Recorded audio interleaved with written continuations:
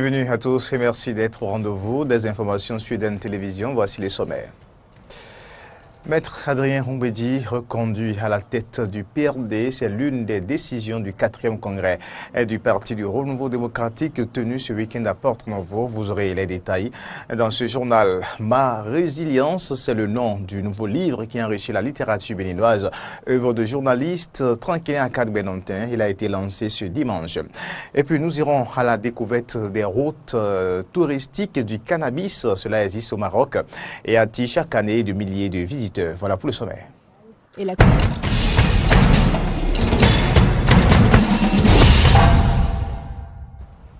Encore une fois, bienvenue à toutes et à tous. Ma résilience, c'est le nom du nouveau livre qui enrichit la littérature béninoise. Et c'est l'œuvre de Tranquilin Akad Benontin, journaliste au groupe de presse Diaspora FM et d'En Télévision. Le lancement a eu lieu ce dimanche en présence des professionnels des médias et des personnalités politiques de divers horizons. Voici le reportage signé Fréjus Serlan. Ma résilience, c'est le nouveau-né de la littérature béninoise qui a rassemblé au Bénin Marina Hotel écrivains, artistes, politiques, journalistes et anonymes ce 3 décembre 2017. Un public venu comme pour lancer sa propre histoire, celle des résilients. L'auteur, le journaliste Tranquilin Akad Benontin, fait ainsi une entrée remarquable dans le monde du 5e art. C'est d'abord l'éditeur qui reconnaîtra à son œuvre sa qualité. En mai 2017, nous avons reçu le test de Tranquilin et nous vous assurons que des dizaines de manuscrits que nous avons reçus à ce jour, provenant de divers horizons, Togo, Cameroun, Côte d'Ivoire, France, etc., le sien a été le plus surprenant. Et ceci à double titre. D'abord, la forme choisie, l'autobiographie. C'est un genre ou un sous-genre de plus en plus délaissé. La présentation de ce chef-d'œuvre, divisé en 24 chapitres, est ensuite revenue au célèbre prix littéraire du président de la République, Habib Dapogan. Il dévoilera la trame de l'histoire, celle du journaliste Kossi, piqué par le virus de l'immigration et abusé par son entourage. L'histoire d'une résistance à l'impérialisme permanent et impitoyable de la cruauté, de l'animosité ou de la bestialité humaine. Tout ce que je peux vous dire, mesdames, messieurs, c'est qu'après avoir fermé ce livre, j'ai pris froid et j'ai cherché mon téléphone pour demander à Tranquilin. J'espère que ce n'est pas une autobiographie. Depuis Paris en France, la préfacière de Ma résilience, Sophia Donon, a renouvelé son soutien à l'auteur et exprimé son émotion face à une autobiographie, une histoire authentique qui colle à l'actualité, l'immigration. Tranquilin Benontin, après avoir énuméré les facteurs qui favorisent ce phénomène, à savoir la mauvaise gouvernance, le mythe de l'Eldorado, n'a pas frémi pour donner sa position sur cette problématique, tirant leçon de son histoire relatée dans Ma résilience. Pour lui, l'Afrique est le continent de l'avenir. La tentation est vite arrivée. D'accord, on décide d'aller voir de l'autre côté l'Eldorado. Mais j'ai dit dans ce livre que l'Eldorado ne se trouve pas de l'autre côté. C'est chez nous, c'est dans nos villages, c'est dans nos quartiers, c'est dans nos maisons. Le bonheur, pour moi, se trouve partout. Il faut savoir l'extraire. Et c'est l'histoire que j'ai décidé de partager avec nos amis, nos frères, qui ne se laissent pas bercer par tout ce qui vient de loin. Vous savez, parfois ce sont nos propres frères qui nous induisent en erreur. Il fait 5 ans en exil, il fait 10 ans, il rentre avec 5 000 € en poche. Il a économisé pendant 5 ans, 10 ans, pour venir s'offrir 2 semaines de repos à Cotonou. Et c'est l'occasion pour eux, de vous montrer que ouais, il vit très bien. Je suis rentré de Paris, je suis rentré des États-Unis, voilà, tout ça. C'est faux. Donc c'est cette histoire que j'ai voulu mettre à la disposition du public de mon pays et des Africains pour qu'ils comprennent que nous militons pour cette Afrique-là qui gagne avec ses compétences, avec ses fils. Après la phase des débats, la marraine de l'événement, l'honorable députée Claudina Fiavi Prudencio, a emporté le premier exemplaire dédicacé avec la somme inédite de 3 millions de francs CFA à l'issue de la vente à l'américaine. Merci à Tranquilin aussi pour avoir pris son temps pour pouvoir écrire ce livre. J'encourage la jeunesse à continuer. Et comme vous l'avez vu tout à l'heure, je suis avec la jeunesse. Si vous faites comme Tranquilin, vous me verrez de jour comme de nuit à vos côtés. La résilience, c'est plus que résister, c'est aussi apprendre à vivre, disait Boris Cyrulnik. La résilience, c'est extraire son bonheur de son milieu, nous dit Tranquillin Arcade Benantin.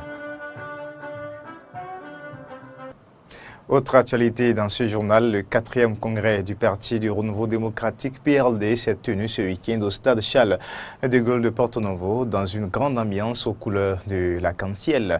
La mobilisation était forte avec la présence effective de plusieurs formations politiques venues soutenir Maître Adrien Humbedi. Le congrès a permis au président Humbedi de réaffirmer sa volonté de voir le système partisan national réformé. Reportage. Nos congrès, c'est la fête du rassemblement, une grande fête.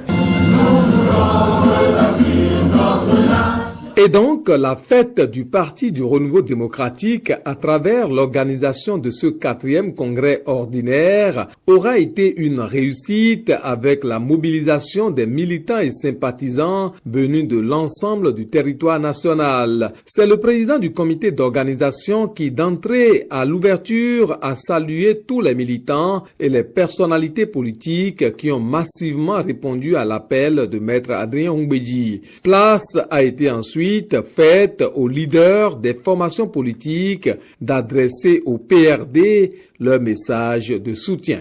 Aujourd'hui, vous vous retrouvez à Porto-Novo pour la tenue à bonne date de votre congrès ordinaire. L'Alliance FDU est heureuse de se retrouver avec vous. Votre parti est resté inébranlable, malgré toutes les tentatives visant à le fragiliser. Aujourd'hui, l'histoire vous donne raison et nous pouvons affirmer sans hésitation que le PRD est un parti de référence. La réforme du système partisan actuel au Bénin est revenue dans maints discours. Nous devons aller vers un militantisme. Et c'est pourquoi je suis heureux, tout le monde est d'accord pour ça. C'est pour cela l'assainissement du système partisan est une priorité. À l'heure de la réflexion en vue des réformes, l'unité dans la diversité partisane devra demeurer notre idéal commun. Ce qui nous unit doit être toujours plus fort que ce qui nous divise. Le coordonnateur national de l'Alliance FCBE, Eugène Azatassou, a eu le courage de placer un message contraire à tous les autres messages. Le représentant du gouvernement à ce congrès du PRD, Maître Joseph Djogbenou, formera le vœu du gouvernement de voir réellement que des blocs politiques se forment pour que notre État soit plus fort. Enfin, la parole a été donnée au président du Parti du Renouveau démocratique PRD de dire de vive voix la position de sa formation politique qui reste et demeure ancrée dans la mouvance présidentielle. Le PRD est un parti qui a connu tous les déboires à cause du système partisan actuel. Un système partisan dans lequel nous ne sommes la plupart du temps que des clubs qui se font et se défont au gré des régimes et au gré des intérêts électoraux. 240 partis politiques.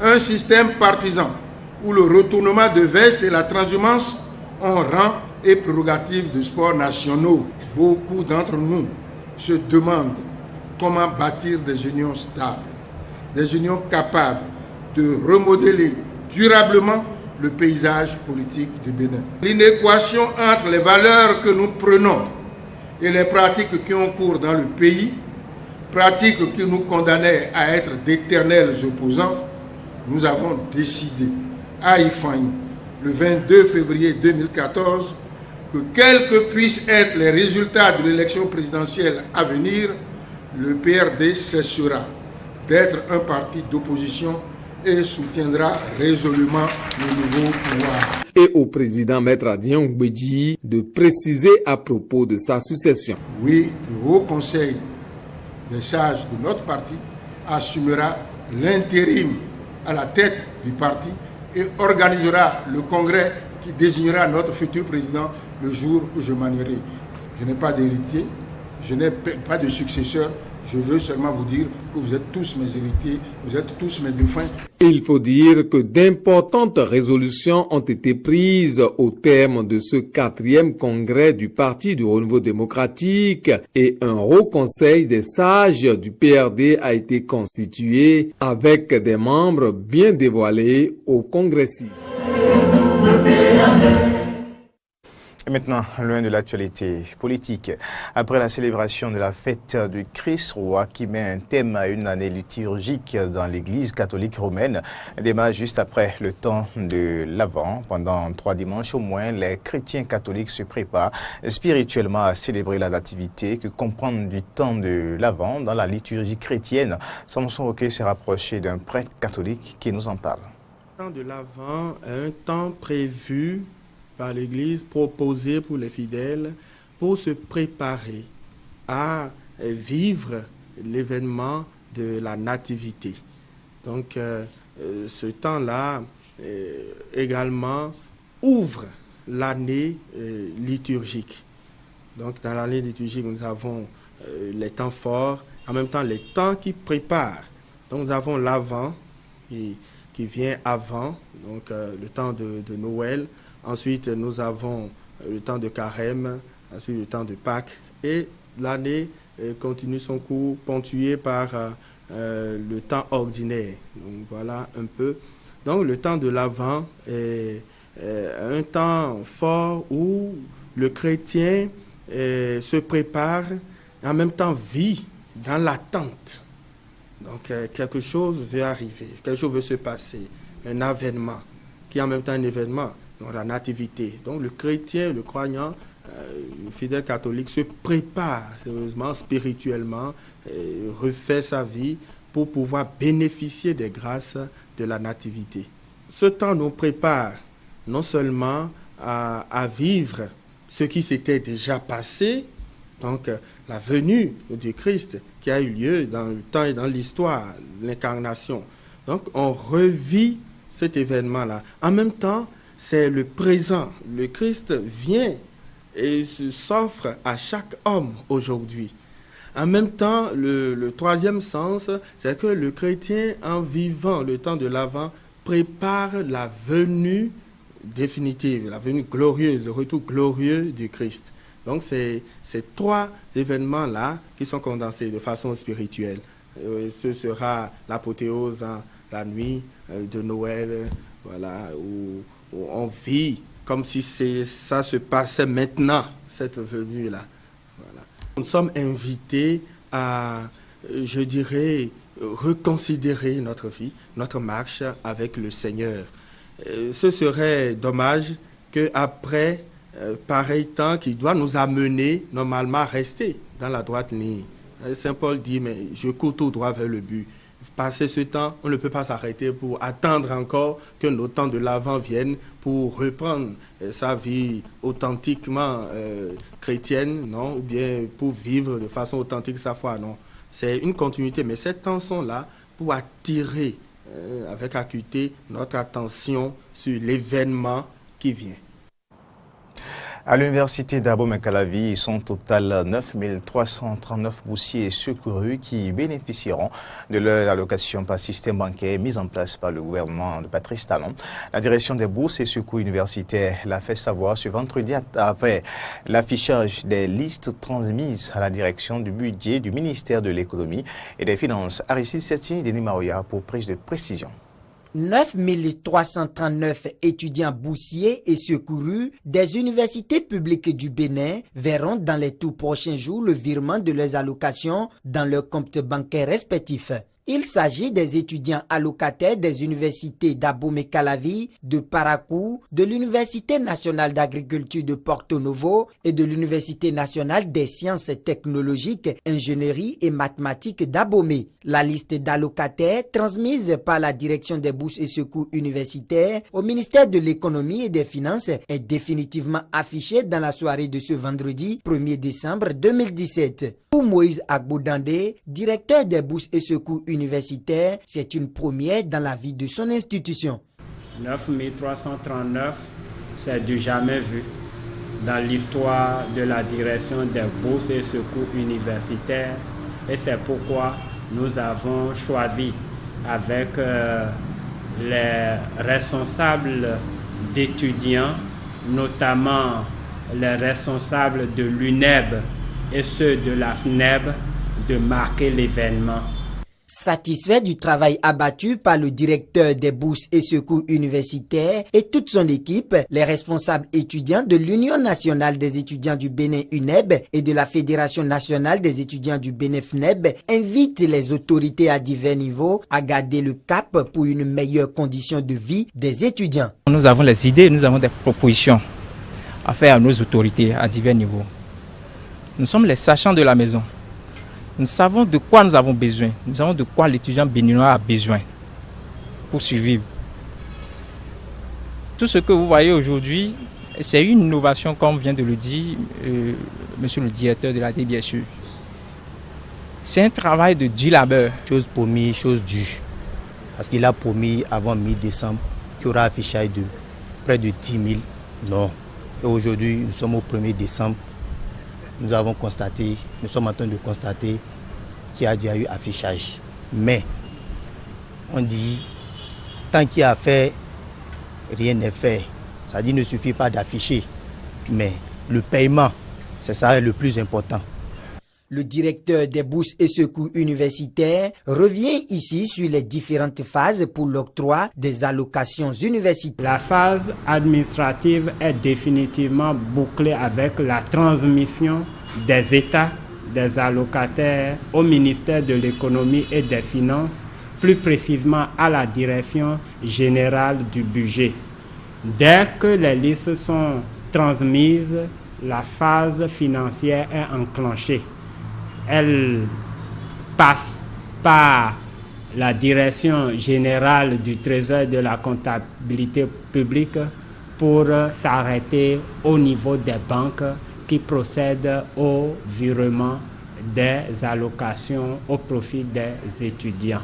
La réforme du paiement mensuel des allocations universitaires est entrée dans sa phase active en République du Bénin.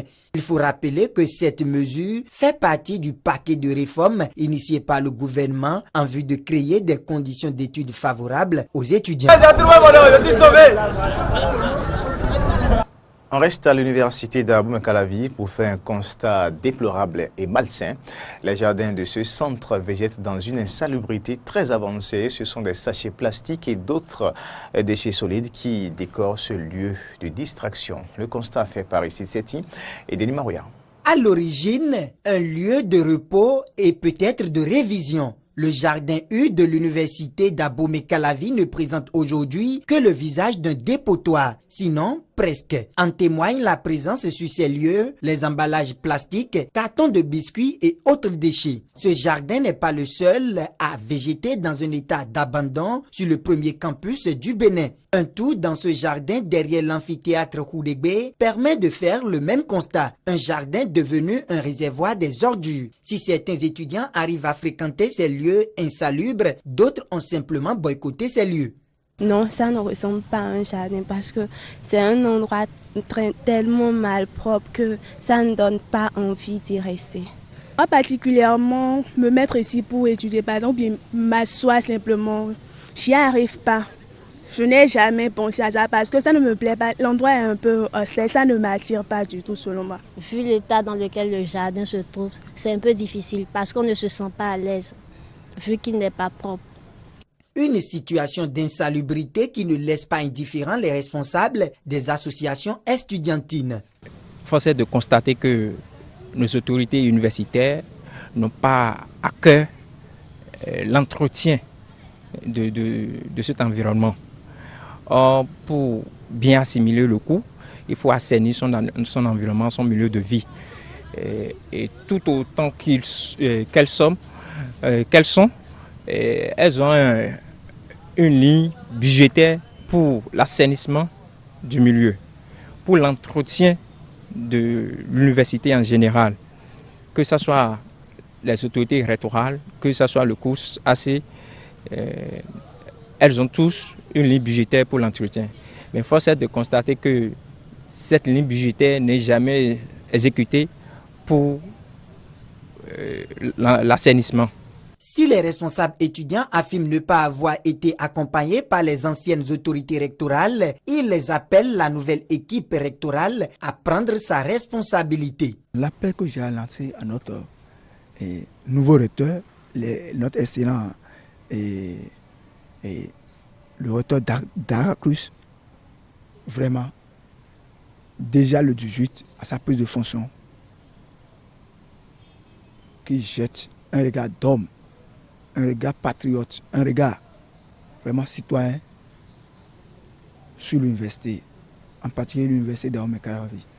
Nous voulons voir une université propre.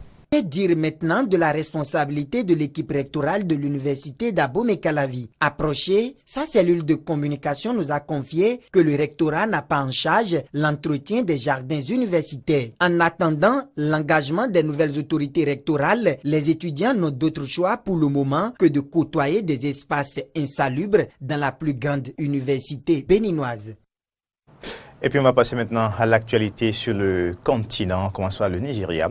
Un double attentat suicide dans un marché samedi dans le nord-est du pays a fait au moins 13 morts selon la police, 18 selon des sources locales et une cinquantaine de blessés. Ce double attentat provoqué par 2 femmes kamikazes a eu lieu dans le marché de Biou, 185 km au sud de Maïdougouri, la capitale de l'État du Borno, à proximité d'une gare routière.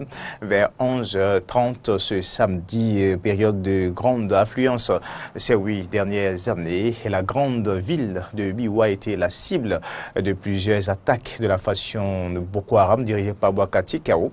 En août 2015, un attentat suicide avait fait au moins 50 morts et plus de 50 blessés dans le marché d'un village proche. Le retour en grâce du pain de la rue au Burkina Faso, autrefois pain des pauvres avec ses couleurs douces et pastel, les Kokodoumba fait désormais, le Kokodoumba, faire désormais fureur dans les rues de Ouagadougou comme sur les podiums des défilés de mode. Ce pagne coloré a longtemps été surnommé « Ton mari ne travaille pas » ou « Cache ta honte ». Originaire de Bobo Dioulasso, la deuxième ville du Burkina Faso, ce pagne bon marché a la réputation d'être le pagne des pauvres. Mais le styliste Bazamsé a lancé une ligne de vêtements pour le moderniser. Il l'a rebaptisé Kokodunda en hommage au quartier où il est traditionnellement fabriqué. J'ai voulu travailler moi-même mes couleurs, travailler d'autres facettes du Kokodunda parce que pour les gens, ils avaient une seule couleur dans la tête, c'était le vert et le violet que tout le monde connaissait à l'époque. Et moi, depuis lors, j'ai lancé ma première collection dans mon défilé privé et ça a pris comme un vent qui passait, parce que pour moi, je ne m'attendais pas à ce succès du Kokodunda. Nouveau symbole du glamour au Burkina Faso, le succès du Kokodunda n'a pas tardé. De la première dame du pays à Miss Burkina, le pagne fait désormais partie de toutes les garde-robes et s'invite sur les podiums des défilés de mode. C'est un pagne traditionnel ici, qui était avant considéré comme un pagne pour les femmes démunies. Mais maintenant, grâce à Bazemsé, le pagne est très à la mode et ça représente la beauté de la femme africaine en général. Un succès qui n'est pas réservé à la gente féminine. Le président du Burkina, Roch-Marc Christian Kaboré, le porte également lors d'événements officiels ainsi que ses ministres. Une nouvelle mode que certains expliquent par le renouveau d'un sentiment patriotique depuis l'insurrection populaire en 2015. Les Burkinabés aiment de plus en plus leur culture. Il y a un patriotisme récent qui est né et qui fait qu'il y a un retour aux sources. Voilà, donc la promotion vraiment est bienvenue. Voilà, ça coïncide vraiment avec l'engouement du pays entier pour sa nation. Unisexe et pour tous les âges, le Kokodunda a tous les atouts pour séduire un large public, et même au-delà des frontières du Burkina Faso, comme l'espère Bazamsé. Avant de boucler cette édition, les guides de voyage et les promoteurs du tourisme au Maroc n'en parlent jamais. Et pourtant, le tourisme du cannabis attire chaque année de milliers de visiteurs. Reportage. Ces champs de cannabis dans la région marocaine de Ketama sont illégaux. Mais ils font partie du patrimoine local et la consommation de hashish est largement tolérée par les autorités. De quoi attirer les touristes venus du monde entier. C'est la troisième fois consécutive que je viens ici à Ketama.